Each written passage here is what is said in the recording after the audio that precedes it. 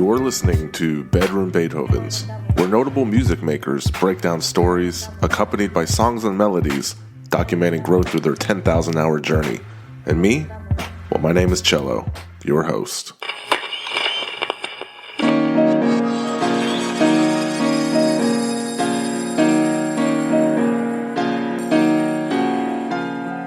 I am a bedroom Beethoven.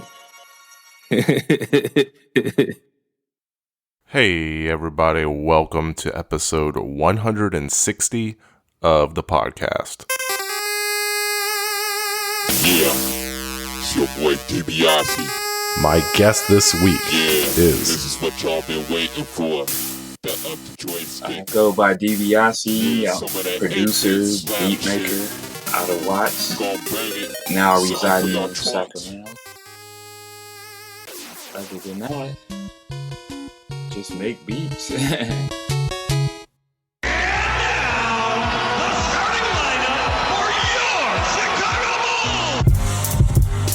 Green Llama strikes.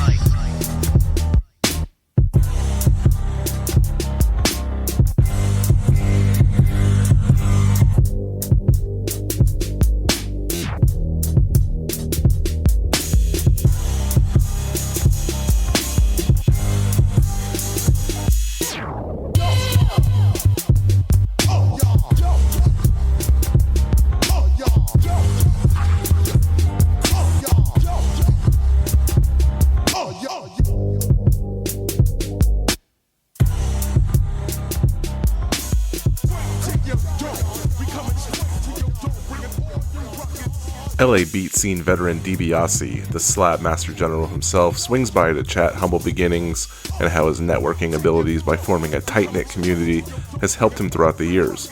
From replacing Aloe Black in a house of like-minded beat makers, to rocking sets with Flying Lotus and Razzy G, we cover it all, which leads us up to the modern day, where Dibiase is, at least from my perspective, on the forefront of cultivating and inspiring producers old and new. Venues are opening up, the challenges get sent out, submissions get sent in, people get together, learn new things. It's just a great time to be alive. And if you enjoy the content, as always, please support the podcast, and you do that simply by interacting with the show. Visit bedroombeethovens.com and poke around. You can write into the show. It also funnels to your favorite social media platform where you can follow me and or subscribe and rate the podcast. But last thing, I swear, I'm not on Facebook, and my biggest platform for access to early episodes and shout outs and all that, all those cool perks, is patreon.com/bedroombeethovens. It's just $1 or $2. That's it. It keeps the show ad free. And well, it makes me feel good, and that's not a crime. Enjoy your day, y'all. Thanks for tuning in. Episode 160. We're in a new set of 10s with Dibiase.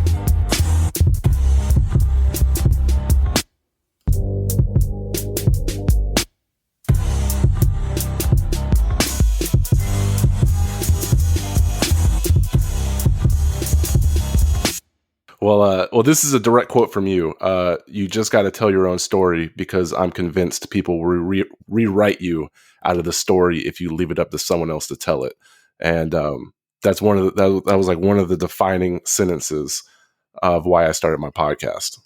Wow, that's crazy. Yeah, nah, that's real. Sometimes, I'll see documentaries and stuff, and they'll leave a lot of things out at the time period, like important parts or important people that was around. And it's like, if you don't tell your story, it's like, yeah, a lot of stuff will be missing if you leave it to other people. Yeah, and this is going to be a tough episode for me, because I feel like the stuff that I hit guests with, and they're like, "Oh wow, how'd you know that?" But I feel like you know everything. You're like a historian. We were talking about the Red Bull Big Two, and you were like, "Nah, Paula Brown was 2010. This guy was 2009, and that was 2011." And I'm like, "Man, I got to come correct when I talk to Dibiase."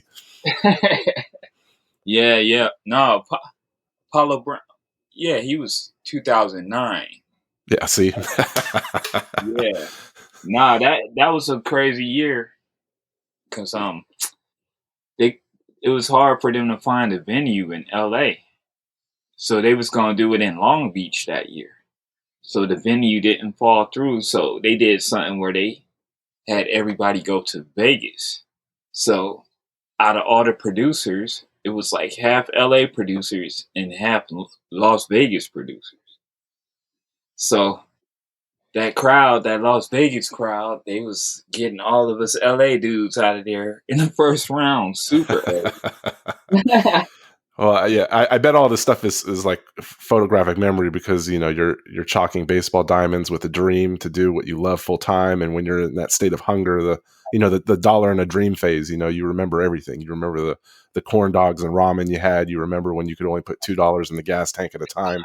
You remember all that stuff. Yeah, no, by that time, '09, I stopped working at the park. I was like living in Sacramento by that time. Is that the same job where you would make beats in a weight room, or is that another? Oh shit! Wow, you remember that? This dude is like Nardwar. Wow.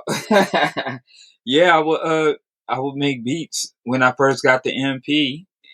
Like I work in a weight room, and sometimes they had a radio, like a amplifier with some speakers in there, and the people working out, it wouldn't be too crowded, like the 1 to 5 o'clock shift.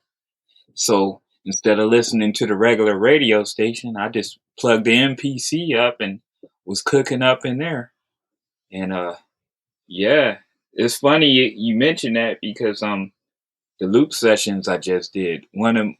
One of the kids I used to coach basketball at the park, he was one of the participants in the loop session. Oh wow! He remembered that. He mentioned that. Yeah, DB was in the weight room with the MPC cooking up. Yeah, talk about lousy acoustics, but hey, you gotta do what you gotta do. Yeah, so like working on the baseball diamond, that was like once a week. Still better than Burger King. Yeah, that's my first one out of high school.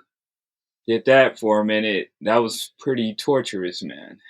You still have that Red Bull badge with a lanyard in your studio, so it must have been a big deal. You were talking about the Vegas thing. You got knocked out the first round in Vegas, but you bounced back and you still had aspirations to win it all. You were the runner up. And you know what's funny is Ali Shaheed Muhammad was in the crowd that night, and boom, you're on Jazz's Dead remix. So it's like full circle moments. He was there? He was there. Him, Alchemist, and names are escaping me. But yeah, there were some names back then. I remember Battle Cat was there and Fonte for the one in '08, but the Vegas one, that was like Just Blaze. He was spinning because it was like a casino hotel they had to stay at for like 2 days, and they had us ride a Red Bull shuttle bus from like Santa Monica to Vegas. It was cool though. It was like a vacation, man. So by that time, I wasn't taking the beat battles like to heart like that. When I was younger, sometimes you lose a beat battle and be like, oh man, I should have won that, or I should have did better than that. Or after a while, it was like, man, just going to the beat battle, it's a good opportunity. I just stopped tripping off of wins or losses and just enjoy the opportunity. Then I just started getting to travel off of that. Yeah, because it was a big deal because that was the first time I went out of Cali. Like I did like little family trips to Phoenix, Arizona when I was younger, and of course Oakland and stuff like that. But going to the East Coast, like I never did that prior to '08. So that was my first time going, even though I missed my flight. So I had to pay out of pocket for that. But I got there. So it was it was good. I couldn't miss that. The other person that was repping LA with you was J Business, right? Yeah. So forgive, like I'm a little naive. I don't know much about J Business. Did he go on to have a fruitful career? Because I'm looking like C Sick, who was like a minor at the time, won the whole thing. And I Googled, I was like, what's he up to? And he just has a platinum single with Lil Durk. So he found his lane and I guess he's That was excelling. my roommate. Sick was my roommate too. That's crazy, man. I hate that they stopped it because it was like the American Idol for producers. Like the people that won legitimately went on. Even the people like Frank Dukes kept coming in second, but they legitimately went on to make an impact in Yeah, music. it's crazy. Frank Dukes for my Serato challenge on a Serato Kitchen. I've been using like the Kingsway. I picked like a Kingsway sample from Frank Duke's sample library.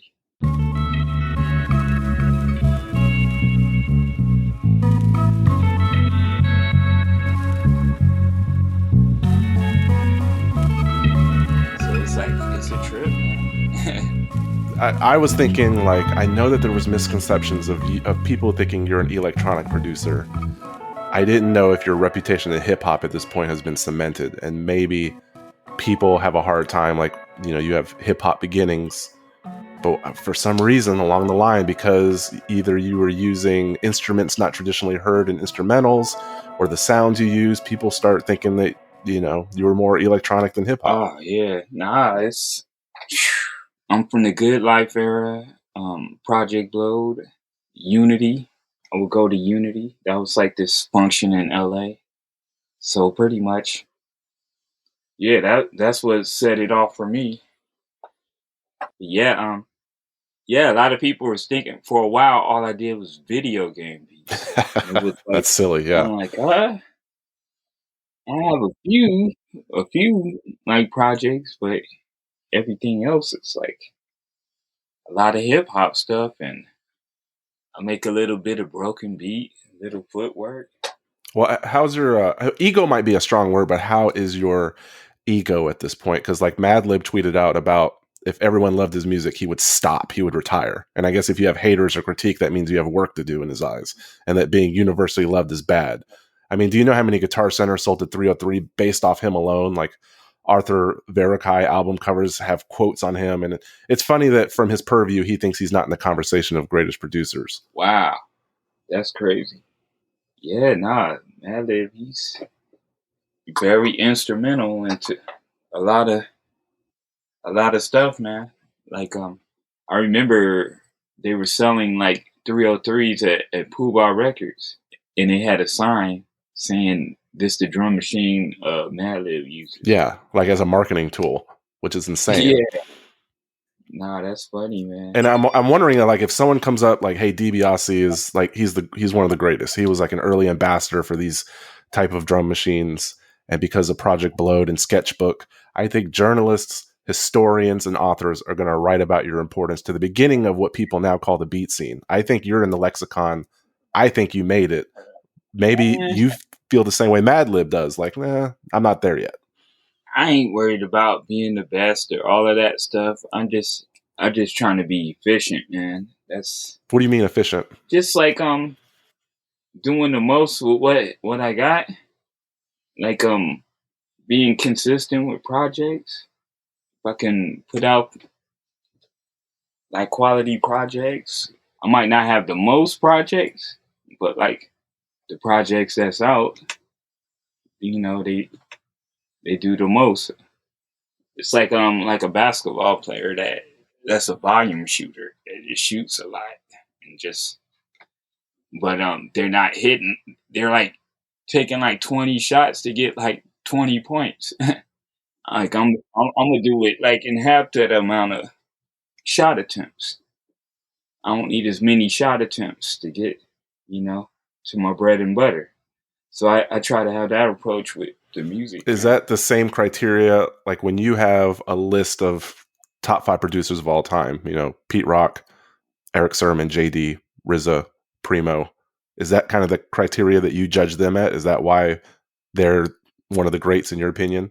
Like a lot of them cats, well, Dilla per se, I was making beats before I heard Dilla, but Pete Rock and Primo and RZA, Eric Sermon, those are like man, like I would listen to a lot of their music that just like made me pay attention to making beats, and then a little down the line, it's like I was hearing Dilla stuff but not knowing it was Dilla, and then you know as the beat tape started coming along, it's like you would see the range with Dilla, and yeah, man. So you had to add him in there. I also like Doom too.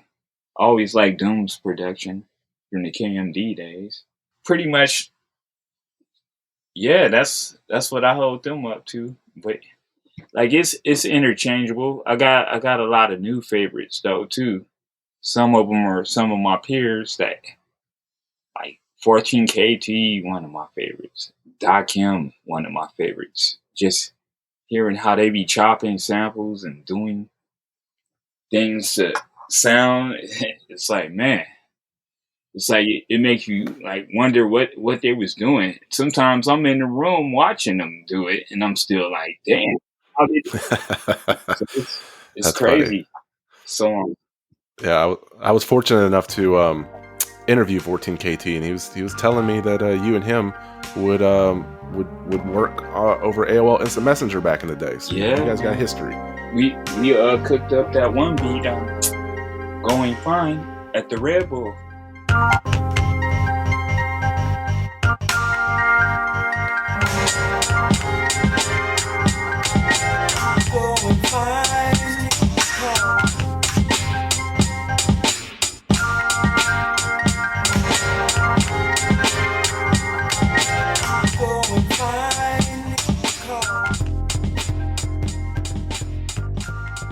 So in elementary school, when you're listening to Two Live Crew, NWA, Oh shit! You know, does that have a negative effect at all? Like it's culturally relevant and classic music, but albeit it might be inappropriate for such a young mind to digest that kind of music. No. yeah, technically it was, but they had I don't know, they had good production. But yeah, you know the messages was kind of crazy. NWA was pretty extreme. It's funny. I would listen to the music in the car with my mom's, and I would know the lyrics by heart. So when I knew a cuss word was coming, I'll mute out the volume real quick.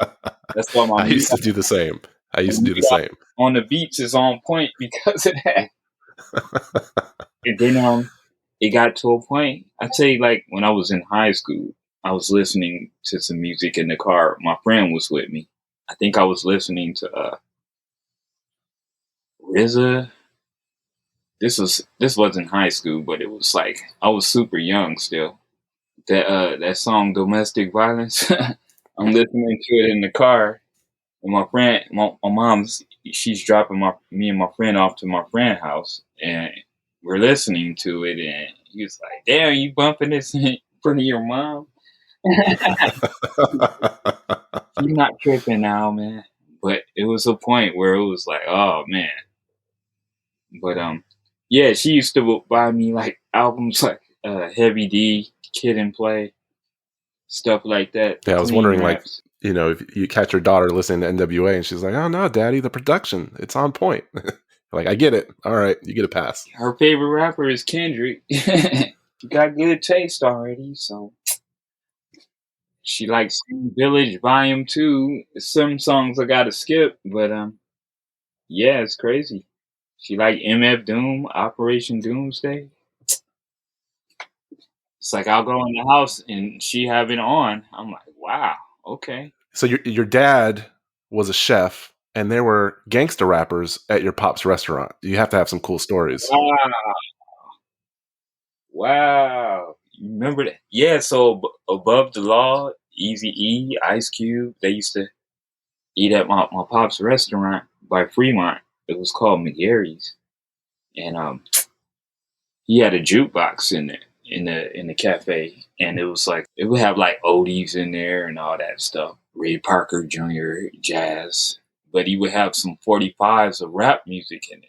So like I guess every time they visit, they'll bring them some 45s and they autograph some of them. And yeah, man. That's amazing. Is it one of those restaurants where if you go in there at the time, he would have pictures with all these rappers on the wall? Yeah, pictures of rappers, boxers, baseball players would come in there and eat. It was crazy.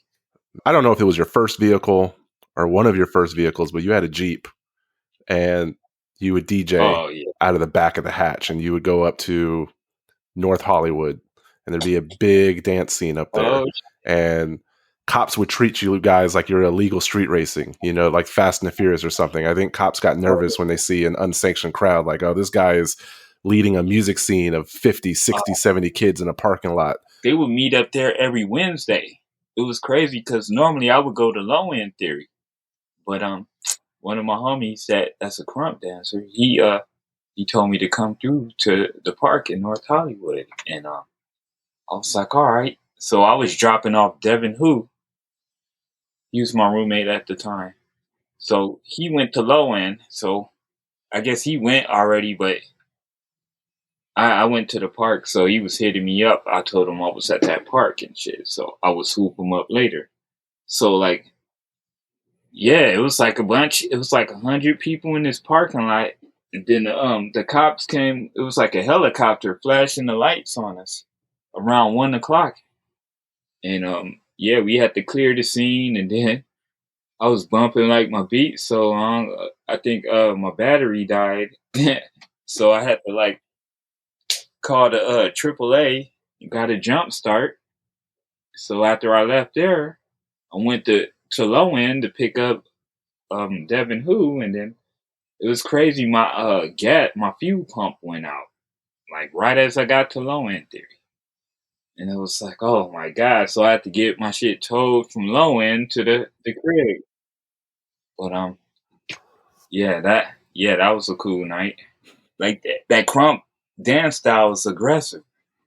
So they probably thought it was fighting going on in the parking lot. Oh man, crumping is like the last. Correct me if I'm wrong. Like the last modern form of freestyle dancing that we had. It's kind of gone away. Uh, they still do, I think they still link up. They still be doing it. They have these dance competitions everywhere, from here to overseas. The dancers were like rock stars at the club. That was like a bonus. Like going to Unity, like the headliners would be like Wu Tang, J Rue, Gangstar, just all kind of Black Moon. But they would have like dance circles in the spot, like numerous dance circles, and it'd be aggressive battles inside the spot. And we'll be watching that the whole time. Like damn. So eventually years down the line, those same dudes that was dancing, those are like my good friends now. But it was like I was like I used to watch them dance. I'm like, man, I hope to make some beats good enough for cats to dance to Yeah, this. I saw that one of your first machines was a Dr. Rhythm drum machine, which, Oh shit. hey, you can clown on it, but because the world is upside down right now, that machine is like three Oh hundred, man, $500 right now. I would never pay that. I got that for $50. I was working at Burger King at the time when I got that. Got it from the pawn shop and had an 8-second sampler with that. And thought I was doing something, man. Hey, I saw that beat tape album. I think it had like the Dallas Cowboys stars, Intex, circa Oh, 1997 with that ransom note style. oh yeah, I used to do the Xerox copies at the park. Yeah, so I mean, the more I learn about you, the more it's almost like these past passions of dancing, rhyming, DJing. We're just having like these creative outlets. Like I have to do something. Okay, well now I'm getting good at beats. This is just another outlet. But oh, wait a minute, maybe I'm taking to these beats a little better than anything else. And then you kind of ran with it. Yeah, it's like '05. That's when I decided like I'm gonna go full time with the beats instead of trying to allocate my energy to certain writing rhymes, recording rhymes, memorizing rhymes, recording everybody in the session, um, making the beat, all that stuff. So it was like a lot of stuff to balance out on top of working the jobs and hooping, all that, and just it was a lot. So I said '05. I'm like, man, you just start getting in some of these beat battles and try take a try my chances.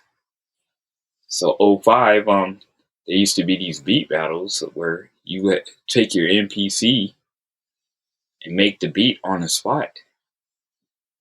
So Buddha Monk, he was in it just before he moved back to Japan. But he won one of them. The homie O, he won one. Then I won like three of them, and then they stopped doing it. But it was like once a month. They only did it for 5 months. Then after they ended those beat battles, that's when I started going to Sketchbook, because it was like, Yeah, so yeah, you're not just like housed up in an apartment making beats. I think when it comes to getting invited to say a Baker's Dozen series, or when you're on a Jazz is Dead remix with Spinna, Georgia Ann Muldrow, and Cut Chemist, I think that's because you leave your house. That's because you say yes to things. Like this past weekend, I saw you at House Shoes. You attend things. You show face. You put your name out there, which allows you to participate and or get asked to participate in a lot of these opportunities, right? yeah, it's all community based. Like I knew Adrian Young from his days at Bridges, because they had like a monthly event called Bridges. Adrian Young, he was a dancer too. He was big in the freestyle dancing, and like yeah, I just knew him as AJ from Bridges. And then it's funny how I found out that he was doing music like that, because I was like, man, this what was that movie, Black Dynamite? I was like, man, I'm trying to chop some of this Black Dynamite shit. I think one of my homies he had the movie or something. I was like, I'm gonna chop some of this, and then somebody overheard, and it was like, AJ did the music for that. I'm like, what? It's like, yeah, Adrian Young. It's like, for reals? Damn, yeah, man. So he would just send me stuff sometimes. So I'll be chopping up some of his music as well too. He dropped out of law school. Do you know that? I didn't know that. Yeah. So he followed the dancing, the composing, all of that, but he was going to be a lawyer. Wow, that's crazy. That's how strong this stuff has a hold on people. Now that you grow up and you have, kids that are into this music thing as well, it makes me wonder, like you grew up in a family of non-musicians, but honestly, if the gift is in you and it's in your daughter, then it might have been in your family all along. They just didn't dedicate themselves to the craft. Maybe it was a dormant gift. Yeah, it's like my uncle and grandfather, they had the records, but as far as a musician, I think my nephew might be the first one. Yeah, I don't know. Maybe somebody in my family might have had that, but I never met them.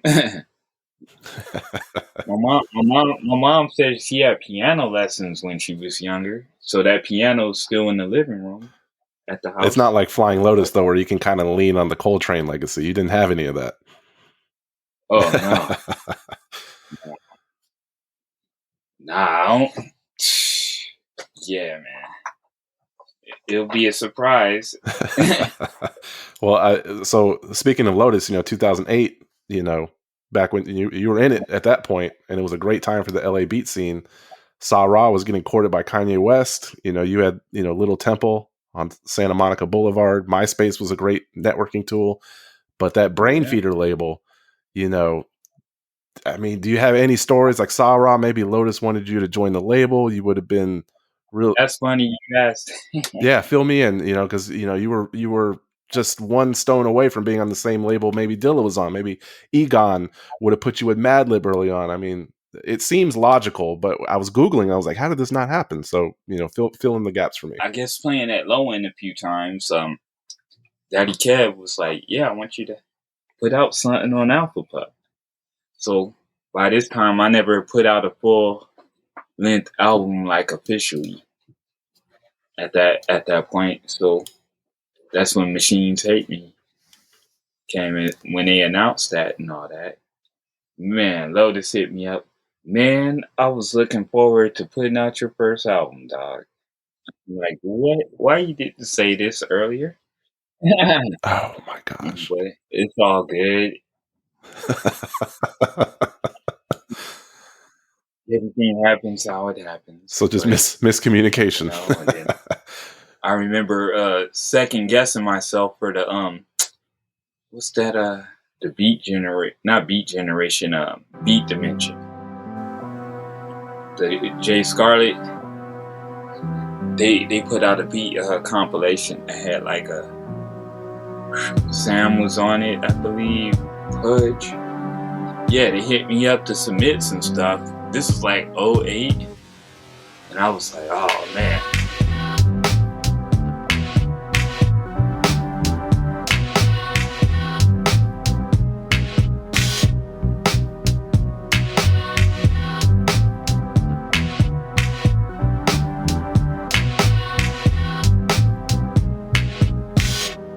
I didn't take that opportunity and missed out on that.